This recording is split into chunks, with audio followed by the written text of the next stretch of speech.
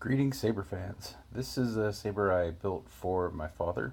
He's a Trekkie, so it's kind of a rare thing that he actually wanted a lightsaber. So that will explain the Star Trek sound font on here in a little bit. But this is a Kitusne. I'm not sure if I pronounced that right, but this is made by Dale of Shadow Crest Designs. He also did the etching, which is absolutely beautiful. It's kind of a Sithy style. And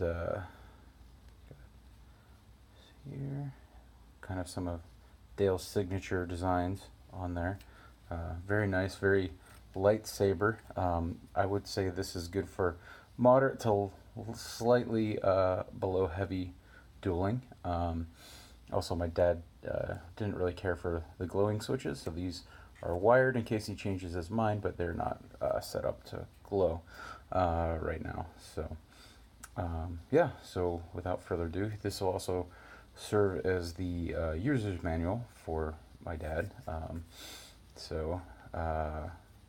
Basically, to start up the saber, you're going to push the top button. That's going to be your activation button, the silver one.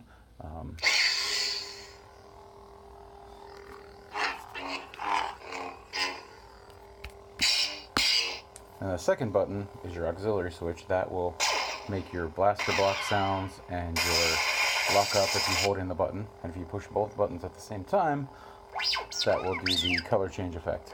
So,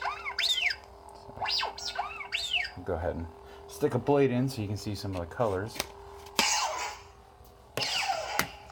They all turned out really nice. I'm not sure how well they're going to show up on camera, but you can see kind of a red glow. You got a purple, a different purple, kind of more magenta, almost a silver purple, kind of a cool color. Got your blue, got a lighter blue, looks like a sky blue, like a cyan, and that's more of a sky blue, I guess. And we're fading into green, so we have your jade color and your pure green, which we're going to stop there. And it will remember whatever color you leave it on. So I'm going to go ahead and show you some of the other fonts. When the saber is off, as it is now, that's how you are able to change sound fonts, by holding in the auxiliary button, like so. So that first one was a Luke, Return of the Jedi. It's one of my favorite fonts, so I put it on here. I figured I'd give you a Sithy one, so this is going to be a Darth Vader font from Empire Strikes Back. Go ahead and boot that up. You see, I have a preset to red. This is a nice bassy font. Saber's super responsive, really nice. It's got a Prizm 5.1 by Plectra Labs. Go ahead and turn that off. I'll show you the next font. So this next one, I believe, is the Star Trek. No, this is Spitfire by Genesis Second Saber. This is a cool light side, unstable blade sound. So it's got the crackling and everything like that. Sounds pretty wicked. Then we've got, should be the Star Trek font. Yeah. So this is Captain James Kirk of the USS Enterprise.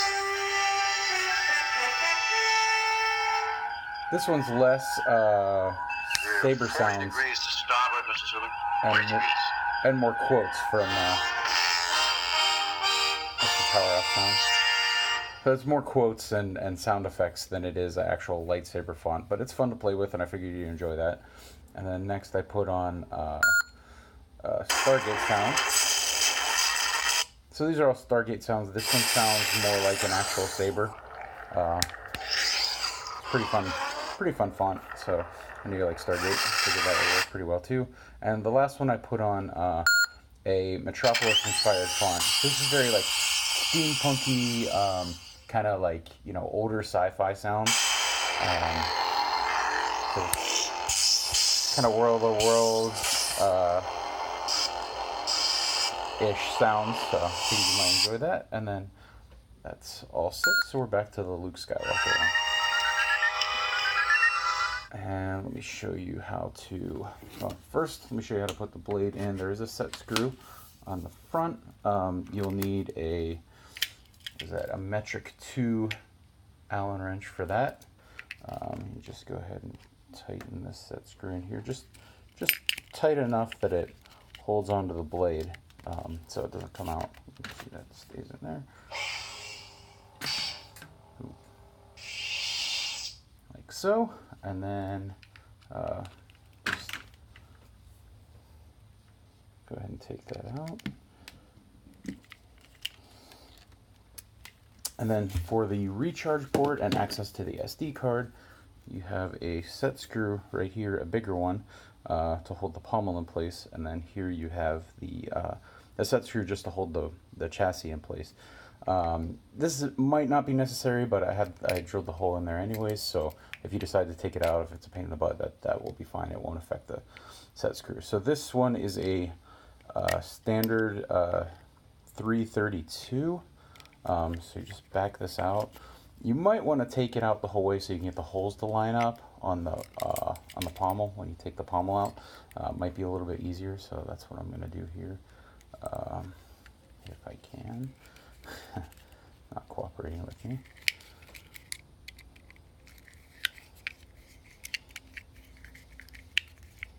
Just take that set screw out.